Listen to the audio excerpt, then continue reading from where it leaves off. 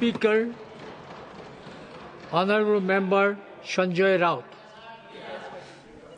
Thank you very much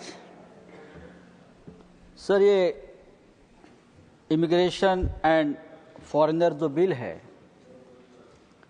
जब ये table किया गया तो हमारे गृह मंत्री जी ने कहा कि ये देश धर्मशाला नहीं है और हम धर्मशाला नहीं बनने देंगे। ये देश को धर्मशाला बनाना किसी का मकसद भी नहीं है और कोई बनने भी नहीं देगा। लेकिन ये देश जेल भी नहीं है। ये देश जेल भी नहीं, अगर धर्मशाला नहीं है तो ये देश जेल भी नहीं है। हमको तो कौन बोल रहा है? बाला साहब ठाकरे कौन है? क्या है? प्लीज प्लीज प्लीज इधर से प्लीज कुछ भी कमेंट करते हैं वहां से। प्लीज नहीं, हम सुनते रहते हैं, आप बोलते रहते हैं। क्या है? आपको क्या मालूम है? आप 10 बार पार्टी बदलने वाले ये लोग हैं। संजय राउत जी, ये घुसखोर है। संजय राउत जी, हमने आपको इंटरप्ट किया है क्या?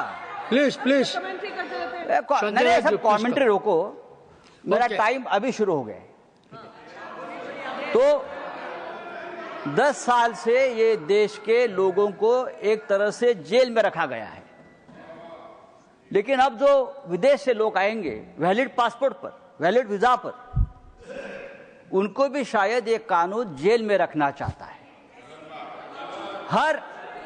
जिस तरह से कंडीशंस लगा दिए हैं, जिस तरह से उनके ऊपर फोर्सफुली बहुत से एक्ट लगा दिए हैं, तो यहां लोग धीरे धीरे टूरिस्ट भी आना बंद करेंगे। इस प्रकार के कठोर कानून यहां लगाए गए।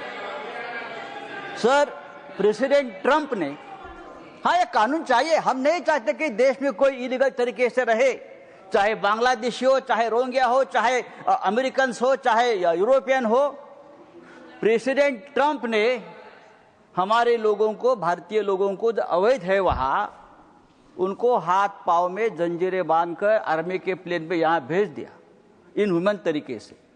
ये कानून पास होने के बाद अगर इस देश में अमेरिकन कोई इलीगली रहता है तो उसी तरीके से हाथ पांव में जंजीरें बांधकर वॉशिंगटन में भेज दीजिए।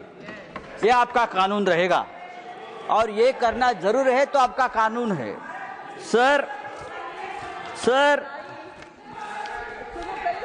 प्लीज प्लीज पूरे देश में रोहिंग्या, बांग्लादेशी 3 करोड़ से ज्यादा है, उनको निकालना जरूरी है।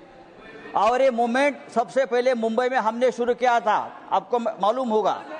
हम है सबसे पहले बाला साहब ठाकरे ने आवाज दिया था कि यहाँ एक भी बांग्लादेशी नहीं रहेगा। ये हम लोग हैं जो उनके साथ मुंबई में। यहाँ क्या है सर, बिल में जो सेक्शन 7 है, सेक्शन 7 कहता है कि जो फॉरेनर यहाँ आएगा, सेंट्रल गवर्नमेंट डिसाइड करेगी वो कहाँ ठहरेगा, उसकी मूवमेंट कंट्रोल करेगा। वो किस होटल में ठहरेगा, कहाँ घूमेगा, कहाँ जाएगा।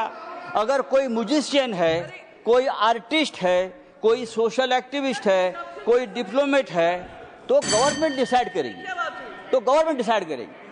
अगर कोई डिप्लोमेट है, कोई स्टूडेंट डेलीगेशन है, कोई जर्नलिस्ट है, देश में आता है और किसी प्रमुख नेता को मिलना चाहते, चाहे सोनिया गांधी जी को मिलना चाहते हैं, लीडर ऑफ अपोजिशन को मिलना चाहते हैं, राहुल गांधी जी को मिलना चाहते हैं, उद्धव ठाकरे साहब को मिलना चाहते हैं, तो गवर्नमेंट से आपको परमिशन लेनी पड़ेगी। मैं उनको मिलने जा रहा हूं, अगर वो आपको अलाउ करेगा आप मिलो।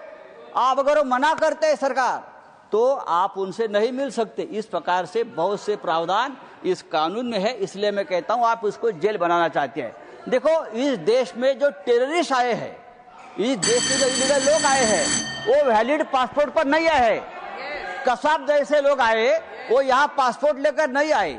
कसाब और उनके साथ जो टेररिस्ट आए, वो वहां समुद्र मार्ग से इलीगल तरीके से आए, घुस गए, हमला कर चले गए, सरकार को पता भी नहीं चला।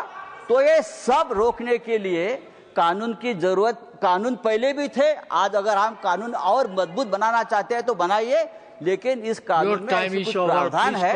ये फिट केस है, ये बिल वापस आप स्टैंडिंग कमेटी के पास भेजकर उसके ऊपर वापस हम चर्चा करें। Thank you. Next speaker, Honorable